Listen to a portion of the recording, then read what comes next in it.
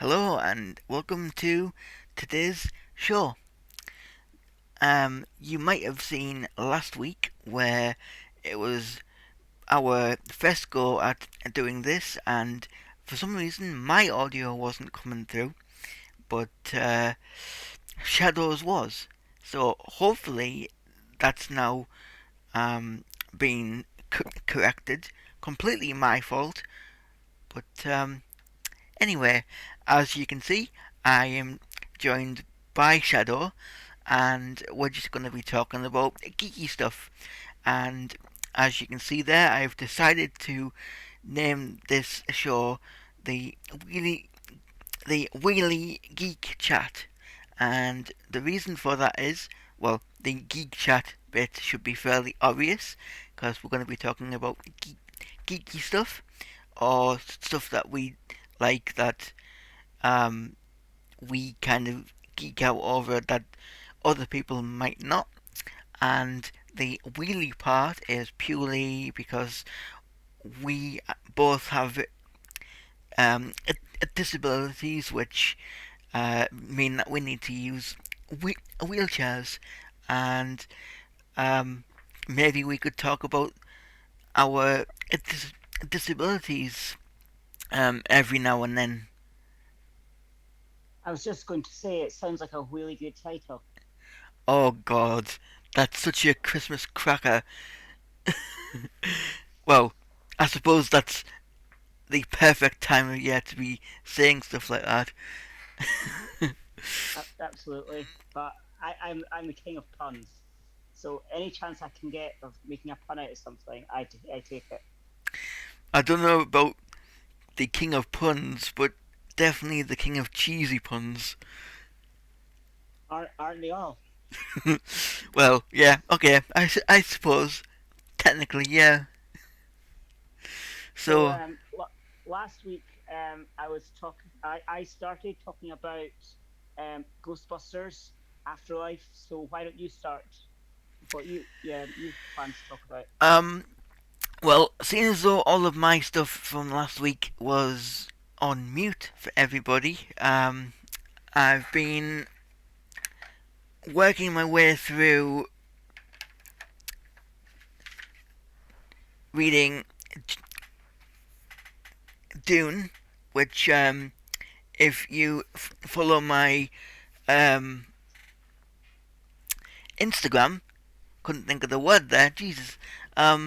I post quite regularly, like, updates on, like, what my thoughts are, and long story short, it's awesome. It is very dense, though, which I did say last week, but nobody heard apart from you, so um, Absolutely.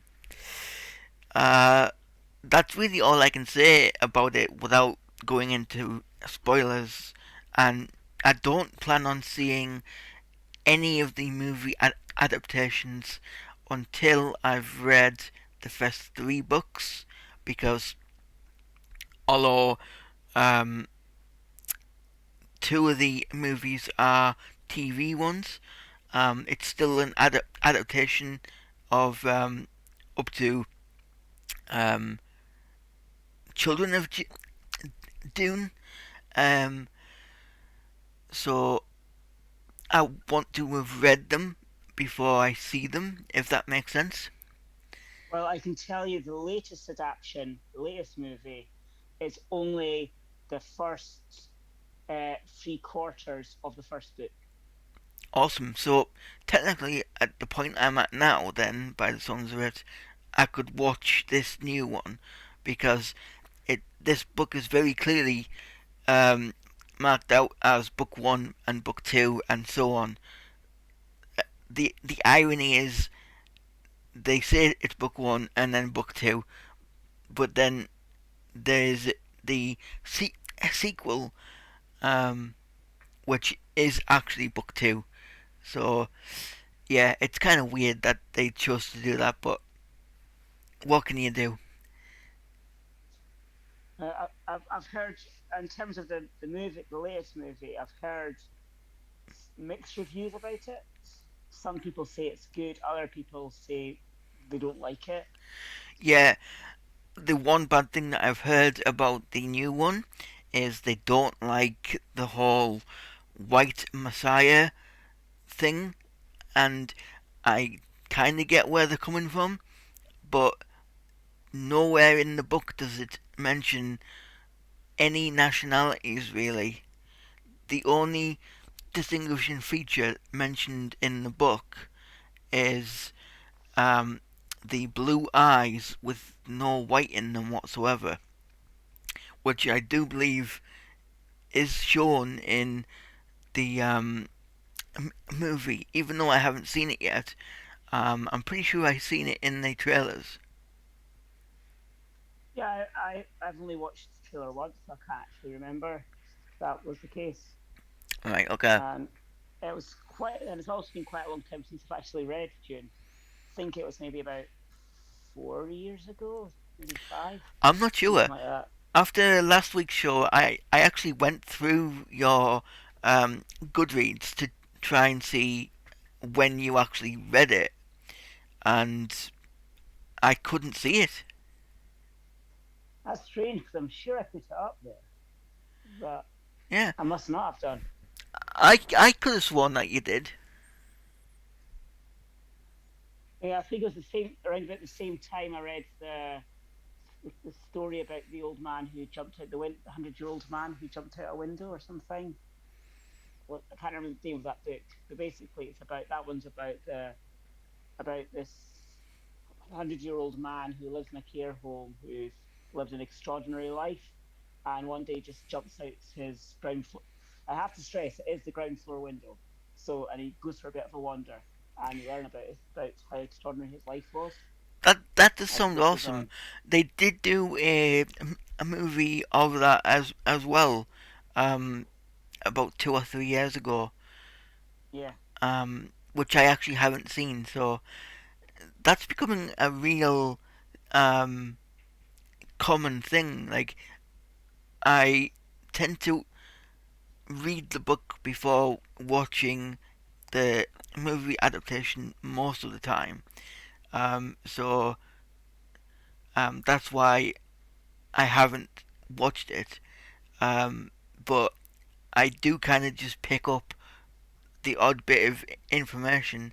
Um, for example, Sky have just put out a boy called Christmas, which is a book that I know you've read. yeah, I've read it. It was maybe about 2 years ago. I read that one, maybe 3 years ago. You're probably prepared to say when I did read it. Um, I actually didn't check that. I was just looking to see um, who's in this. So bear with me while I get that image up. Um, let's see.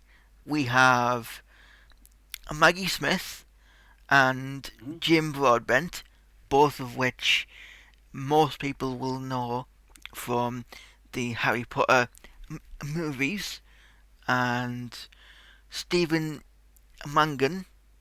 Um, the only thing I can think um, of him being in is Green Wing, which I don't think many people will have seen. Um, Yeah, he's been in and quite a lot. yeah, Stephen Mangan. all three of them are really big names, and it's quite amazing how many movies they've been in. Like your best bet is just to look on IMDb yourself and just see how many um, movies they've been in. As for the rest of the cast, it's names that I'm unfamiliar with, and I would probably struggle to pronounce the surnames for most of them. Um, do you want to try and tackle them? Right, let me just try and find it. We've got Henry Ah, Lawful, who I've never Boy heard Called of, Christmas. but I'm assuming that's the boy called Christmas because it's the first name on the list. We've got Toby Jones, Solly Hawkins, Kirsten Wig, I think, but it's got two I's in it, so I'm not sure whether you're supposed to pronounce both of them or what. Um, then after that, Jim Broadbent. There's Jim Broadbent. yep, He's in it. mhm. That's probably one of the biggest, one of the most famous ones in there, apart from Maggie Smith and that.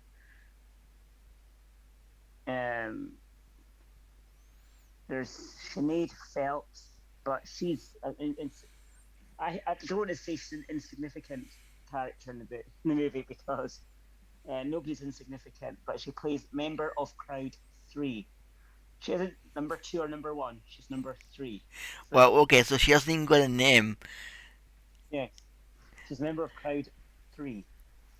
Well, I haven't watched the movie yet, so I can't say whether it's any good.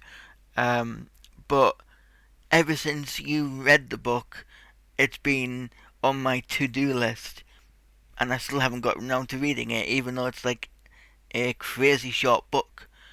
And now that there's the a movie adaptation, it's kind of pushing me to get on to it. Because I know my mum is going to want to watch it at some point, which means I'll be watching it because we tend to watch Christmas stuff all together or not at all.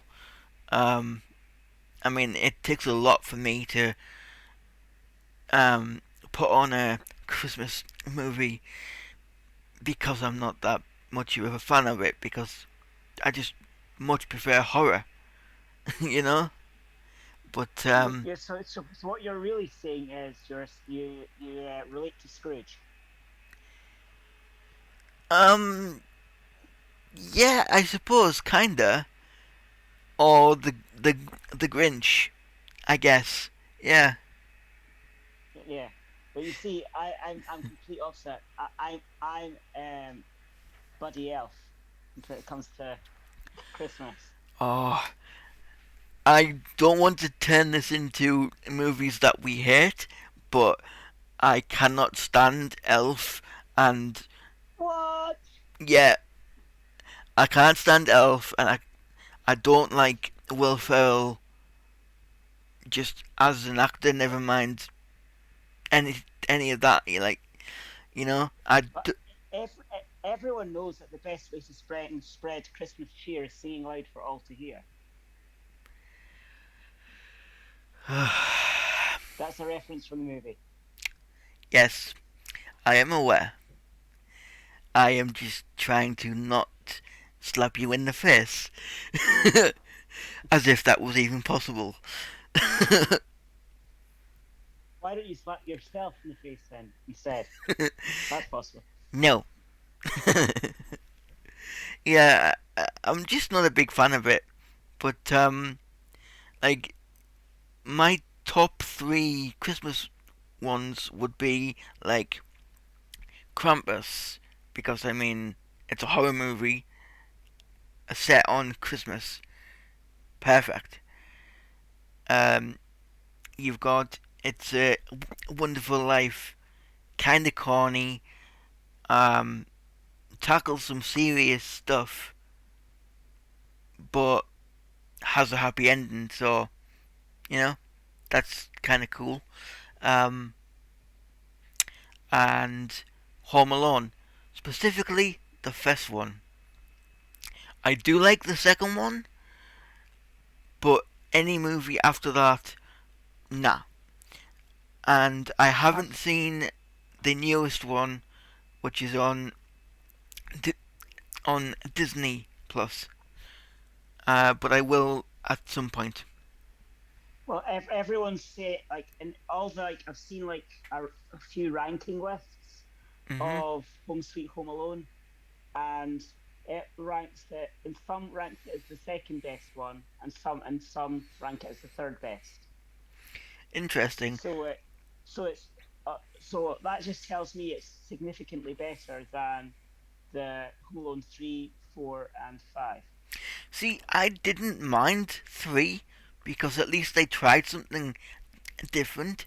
Yes, they couldn't use the same actors because it was way too um like too much time had passed between 2 and 3, and Macaulay Culkin was either on drugs by that point or was just far too old to play that role.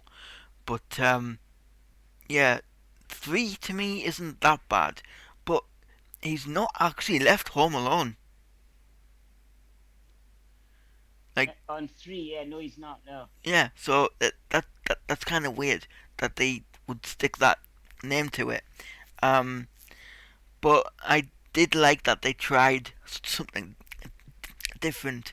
Um, and from what I've heard about the new one, yes, you've got Buzz re- returning in some fashion, as kind of a fan service to the original two. Um, but it was all bad stuff that I heard, unfortunately, saying like some of the jokes were just too outdated and the villains of the movie were just like you actually like them to the point where you don't want to see them getting hurt. Obviously, I haven't seen it, so I can't make my own mind up on that. But if that's how this person has um, took that film, um, chances are I would probably see it the same. Um, so, it, Although what I've heard though is I've heard good things about it, and yeah, I have heard some bad, but I've also equally heard some good things about it. well, okay. And What's the good things? I can't actually remember. All I heard was like it was just like really the article was written quite positively, that it was nostalgia, that it was a good nod to the original, and that obviously it was good they had the cameo as well. Yeah. Well, it sounds like the cameo is purely for fan service of the original. Um, personally, with them doing it so you actually like the villains, um, I don't think that that's too different from the original one because Harry and Marv, you actually kind of like them. I mean, yeah, they deserve everything that happens to them. So maybe with the newest one, um, it comes across slightly different. I can't say for sure until I've actually seen it. Yeah, but but I think it is quite simple in terms of the way that they make you feel for the the criminals is the same as in 1 and 2. Right, okay. But So obviously, I can't say either because I've not watched it. I'm waiting until December to watch it, so cool. I Um, might I might have that one reviewed for next week. awesome. I will try and do the same then as well. So at least we can both talk about the same thing. As of right now, I don't have Disney Plus. But I still wanting to check out Hocus Pocus 2. Um, I missed out on getting it for um, the day that it came out. So I think I'll just pay for like the 1 month and watch Hocus Pocus 2, and then go into all of the Christmas stuff. Um, Is that out already? Hocus Pocus 2. apparently, yeah. Uh, mm, I, I haven't seen it on my list. So while I'll quickly check, just so we can get our facts correct. Hocus Pocus 2. It's not released yet. Is It's it not? 2022. Not yet, no. Okay. Well, that kind of sucks. I could have Yeah, sworn that I'd seen pe- people posting that they'd seen it. November during they released us. Well, that's what it was. They showed Disney releases the first image of the long-awaited sequel during Disney Plus Day on November the 12th. Ah, okay. That's what I'm getting So mixed that, up with. yeah, I was going to say because I would have watched it already if it had popped up on my new to Disney Plus, but they hadn't.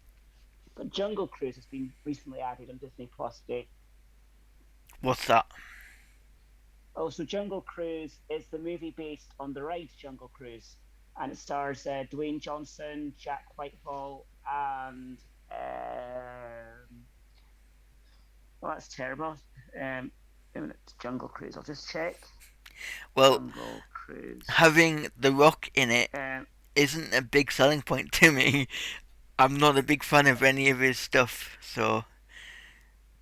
Emily Blunt's in it as well, Oh, and cool. Paul Giamatti is also in it. Um, Paul Giamatti um, uh, is was in movies like Big Fat Liar, The Amazing Spider-Man 2. He was in Fred Claus. What did he play? I didn't know he was in Fred Claus. It just popped up. What did he play? Uh, who did he play in Fred Claus? I actually It was don't quite mind Fred unprofessional. Fred Claus either. So in Fred Claus, he played Nick. He played Santa in Interesting. Not the main for Fred Claus. once, because it was Fred. Yeah, yeah, that was just quite strange for like a Santa-based movie. Yeah. But yeah, so going back to the Jungle Cruise is basically it's about well, do you know anything about the ride the Jungle Cruise? Nope. Uh, so it's a ride that goes it's a ride that goes along like different rivers and like it will be Amazon or around the world. It just goes on for miles and miles. Okay. I see what you did there. Um, and it's a place where you uh, learn things like do you know why tigers have stripes? It's to do with the camouflage because um, they Well, are colorblind, so they kind of blend in. no, it's to save them from being spotted. Well, I walked into that one, didn't I? Um, no, so the Jungle Cruise basically has these ridiculously bad puns, and these are examples of the ones you get on the ride. And so the Jungle Cruise, like, it's on that same vein. So Dwayne Johnson plays the skipper, and yeah, he has all these bad tells some of these bad puns, but the movie is basically is about this curse, and they've got to try and um, um, end the curse, basically. And it's got shades of Pirates of the Caribbean to it as well, and it's going to be one of many sequels. Sounds a bit like Jumanji and that kind of mushed together. it's absolutely a really good. I highly recommend you watch it when you start your trial of Disney Plus. Yeah, It's really good. will do. So, um, you said your top three Disney Christmas movies. Maybe Yeah, give us our top three. top three. Uh, the Krampus because it's a horror. Horror. Um,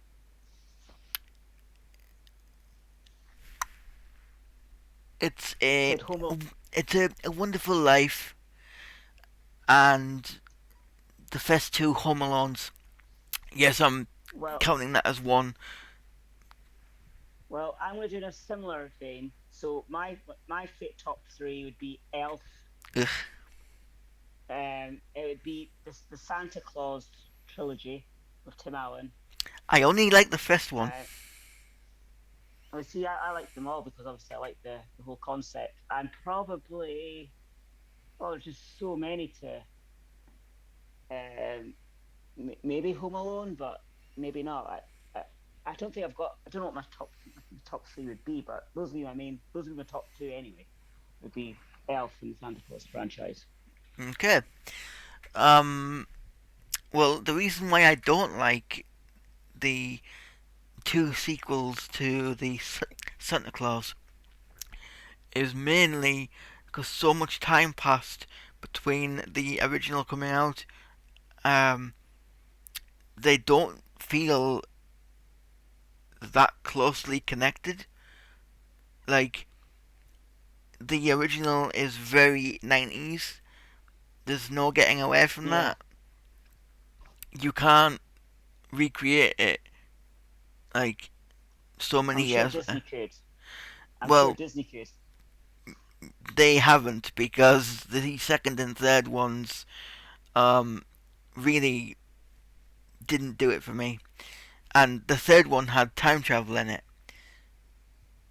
So, you know. And they tried to do the whole Back to the Future thing, but but this time start to meddle with the past as opposed to not meddle in the past. Mhm. That's pretty much the entire plot of the third one. Um we actually get them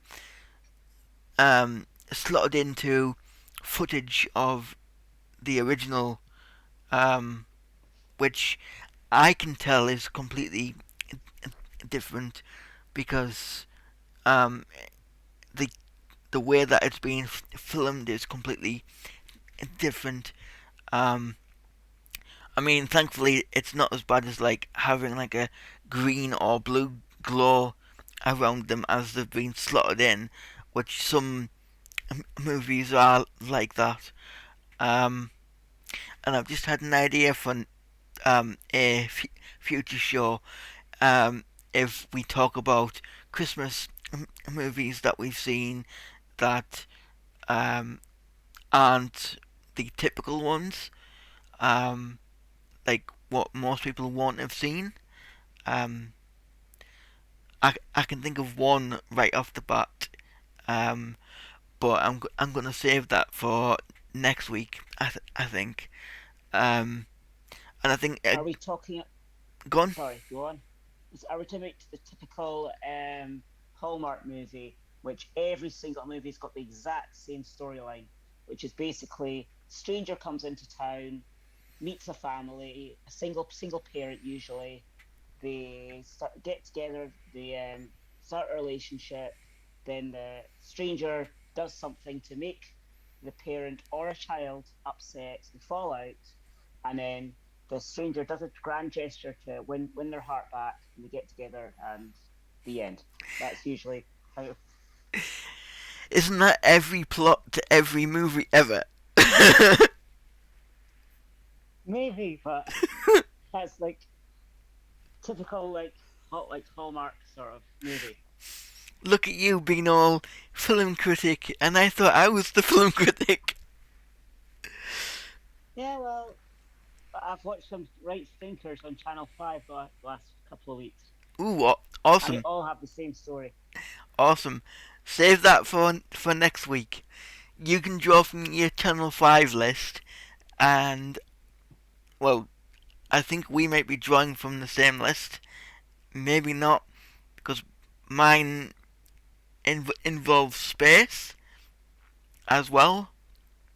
Um, but um, all I'll say is the movie that I'll be talking about is public domain, so we could actually show it in full here without any issues,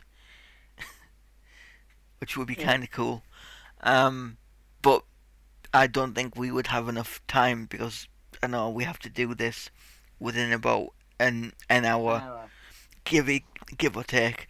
Um, so that'll do for like next week. So There is a movie, but it's not free domain. The Alpha and Omega Christmas movie, which is like 45 minutes. I think I've seen that. Yeah, the animation is terrible for the Alpha and Omega movies, but like you kind of like look past that because the storyline's good. Yeah, I don't really remember what the animation was like, so I could be getting it mixed up with something else. Um, but um, It's like a entry level animator at a CGI company who's fresh out of college is trying to create like a movie. so it's more like a That's it. motion comic type thing than actually. Well, it is CGI, but it's quite um, well, it looks unrealistic for one, and also it's quite jerky in the movement. So it's not like fluid, Okay, the so movements, but it's the storyline makes up for it. it's like Shrek, but worse in terms of the animation style. By Oh, the it's sounds it's of it. much worse. It's much worse than Shrek. It's like oh, I can't even I can't even think like give something like an example, but it's pretty poor. Okay, Um, well and I'll look up the trailer for it um once we're off, just so I can see it because I'm pretty sure that I have seen it, but um I might be getting it mixed up with something else. So for the remainder of our show, why don't we talk about um our disabilities and kind of how they affect us and stuff like that. Bearing in mind oh, we've only got about half an hour. I was going to talk about Encanto. Remember, I promised everyone that I was going to talk about that Oh yes. last week. Okay.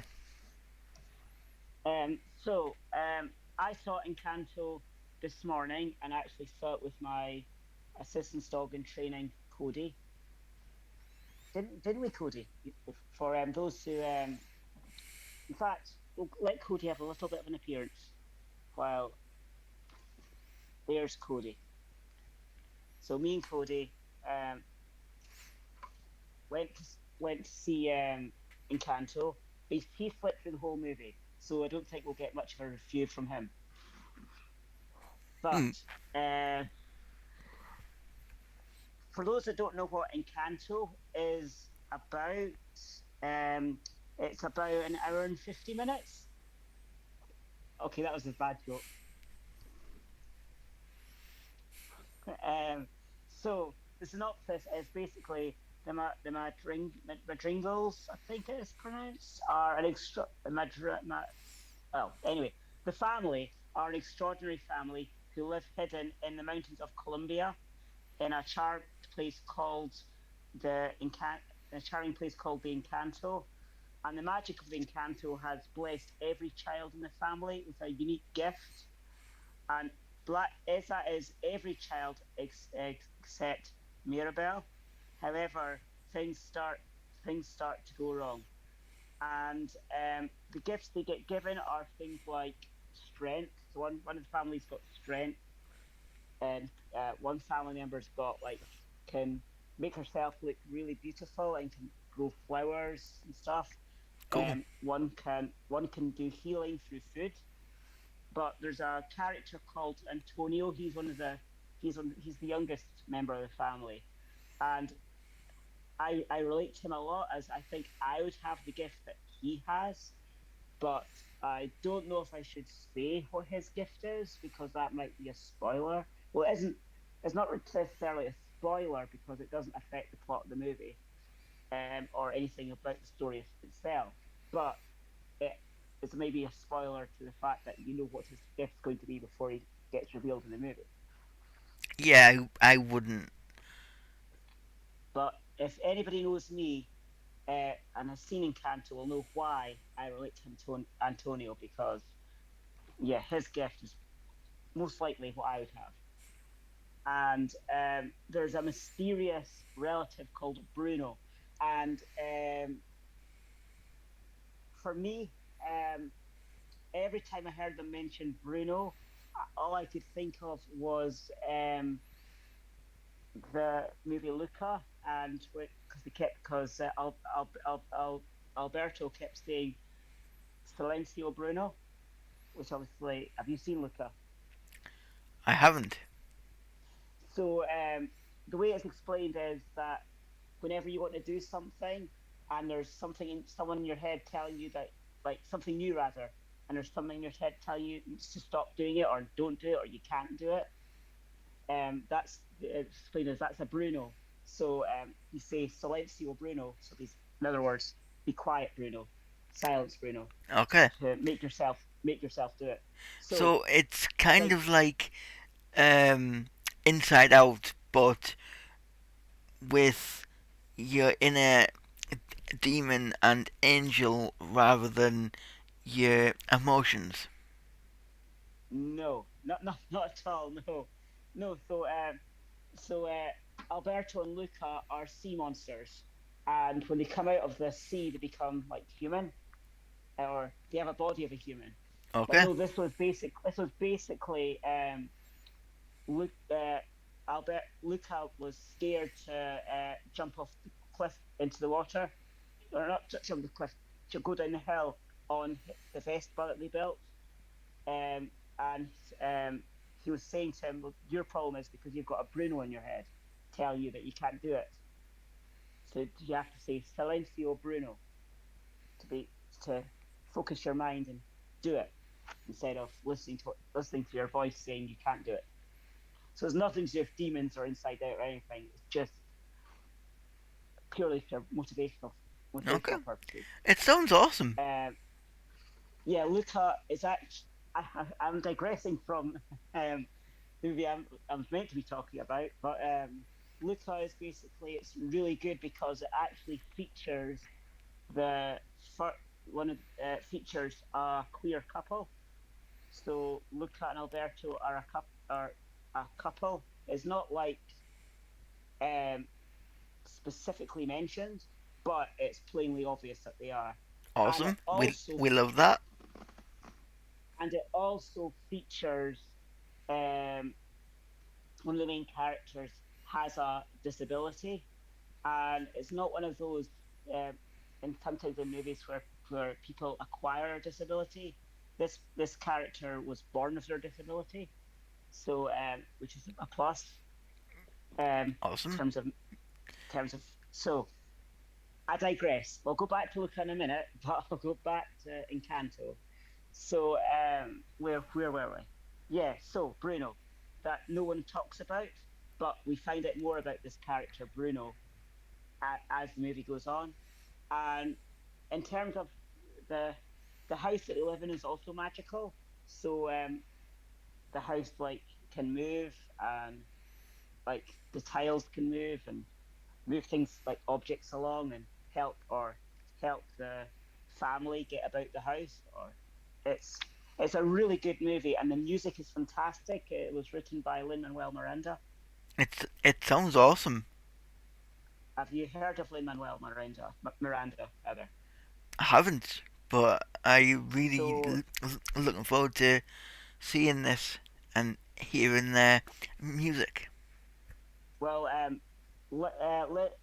Lin Manuel basically is the guy who wrote um, the music to Moana, but also more famously, he's the guy that wrote Hamilton, the musical, All and right. Wuthering Heights, and obviously he stars in it as well in Hamilton, in the Disney Plus version, which is obviously the original cast. Yeah. So yeah, it's a fantastic movie, and I would recommend you go see it. And it's got some emotional bits in it, which obviously it wouldn't be a Disney movie without emotional bits, but it's really good. Okay, so those two movies, could you say them again? So the movie I saw today was Encanto, and the other movie that obviously made me think of the line from the other movie Silencio Bruno is Luca. Okay. Um, you said you were gonna go back to that one and talk about that one some more. Yes, so Luca is basically it's a coming of age movie where Luca basically rebels against his because the sea monsters are feared by the town the town oh the town's name is on the tip of my tongue. Um, I'll just go Google it again because it's on the tip of my tongue. Luca, Town in Luca. It is Porto Rosso. So Porto Rosso is the town that's obviously near where Lucas and his family live, and he's forbidden from going to the surface. And he meets up with Alberto, um, and Alberto basically not forces him, but encourages him to go to the surface. And they basically his whole movie's around his time in the actual village itself, and there's this competition that they enter. But obviously, I wouldn't tell you much about the movie because I don't want to give any spoilers. But that's basically is what the movie is centered around the preparation of the tournament and competing the tournament and such and such. It sounds great, The especially with the representation in there as well. Yeah, and ob- obvious, uh, obviously it's got quite info comedic moments in it, and also there's really sad bits in it as well. And it's an all rounder a good movie, and it's a Disney Plus original. It's never released in theaters, so it's Okay. always meant to be Disney Plus original as well. So it wasn't like because of COVID that it was released on Disney Plus. It was always bound for Disney Plus. So we'll And probably I would never get a physical release of it then. no, because it's a Disney Plus exclusive. Um, but um, in terms of uh, the movie is probably one of the best Pixar movies I've seen. Obviously, Coco is the absolute best, but Luca would probably be my second best, and it's not your typical like Pixar movie either. It's quite refreshing in that sense. Okay. I definitely need to check this out. You could probably do me like a full list of stuff to check out over the next month while I have the Disney Plus. And who knows, you might decide to keep it because there's so much. Maybe, although I am getting rid of Amazon Prime because they've now decided, particularly for the UK, um, if you use a Visa credit card on there, which is what I used to pay for the Amazon Prime, because it's cheaper to pay the big lump sum in one go, and I would do it through that and pay it off kind of in my own time. Um, you save money doing that, or you could pay on the debit card, which they're fine with a Visa on that front, which was $7.99 per month, but you're paying more to do it that way. So I have decided to get rid of Amazon, and I've got Discovery Plus, which is $4.99 a month, um, and that's also technically included with Sky as well. But for the premium Yeah, stuff, you have to pay extra. I've got Discovery Plus, but I don't use it at all because I don't think there's enough good content on it. Whereas with Disney Plus, you've got all the Marvel stuff, you've got Star Wars, you've got National Geographic, you've got the more adult content with the streaming star stuff, Yeah. See, for and then me, you've got obviously the Disney there's stuff and the Pixar stuff. with Discovery Plus, there's a lot of horror stuff on there. Um, and for my dad, there's a lot of like car shows, um, which he tends to watch over and over on those channels anyway. Um, so he might as well just stream them rather than recording them over and over. Do you watch much of the Marvel universe? Um, I haven't in recent years. I think I dropped out midway through the third wave. Well, I was going to suggest loads of TV series like Loki is really good. One Division's really good. And there's new series Hawkeye, which is really good. And then in terms of the Star Wars series, The Mandalorian, got the first two seasons. That's really good. I recommend you watch them. There's a whole load of content, which Okay, cool. Monsters at Work as well, which is really good. Okay, Which is obviously based on Monsters University, not Monsters University, Monsters Inc. I knew what you meant. I mean, Yeah, we did talk about it last week. It's last just week. Yeah, people couldn't hear me for some reason. Um, which it does seem to be fine this week. So yay. I So hope so. um, just to finish off, should we give a rough overview of like what our disabilities are, and like just to explain why I've gone with the Wheelie Geek Chat for the name of this show. I'll start. Sure. Um, I have cerebral palsy, which in a nutshell means I have tight muscles. Um, I don't walk because I'm able to do more for myself in my chair, um, and walking is really painful, um, and really tiring.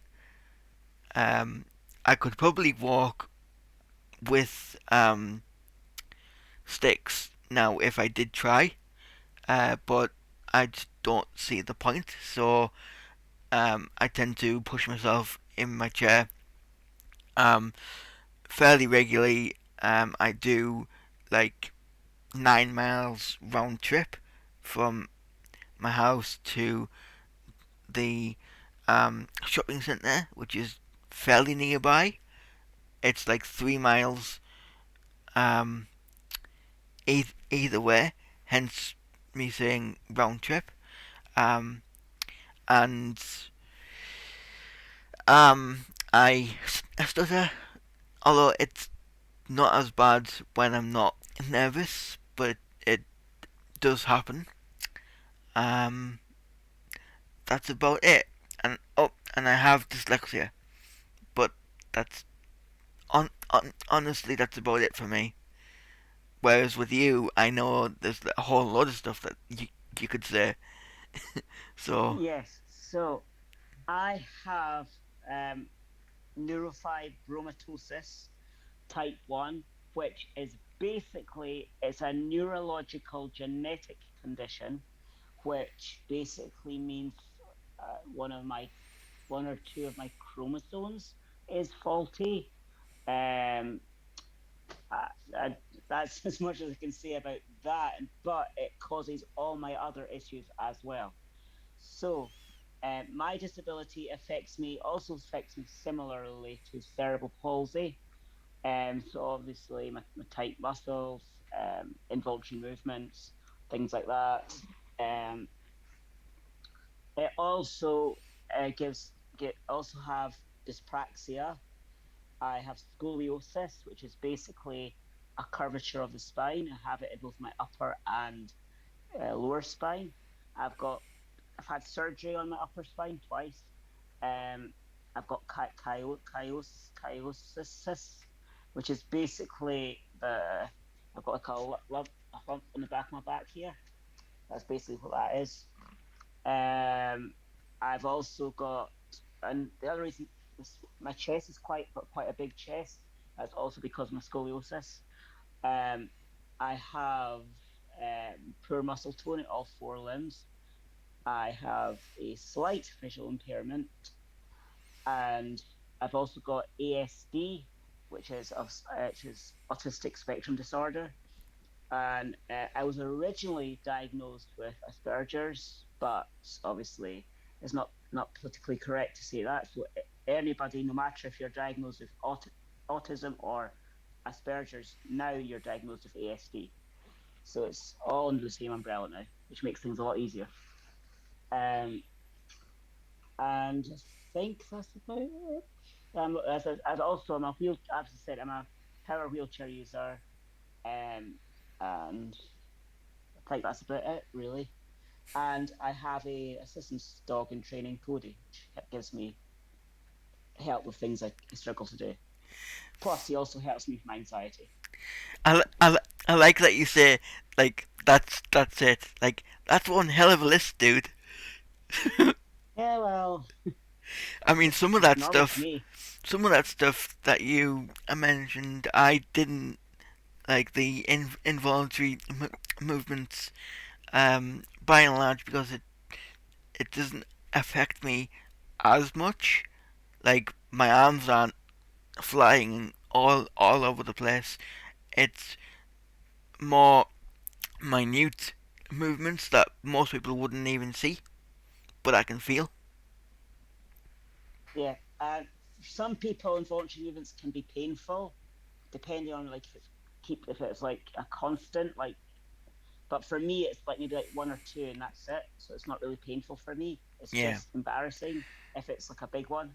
Like before we went on broadcast, my arms went up in the air, and I made a joke about me starting in Mexican wave, but it was just to cover for the fact that I had involuntary movement. I wish we were actually live when we um done that, just so we had it.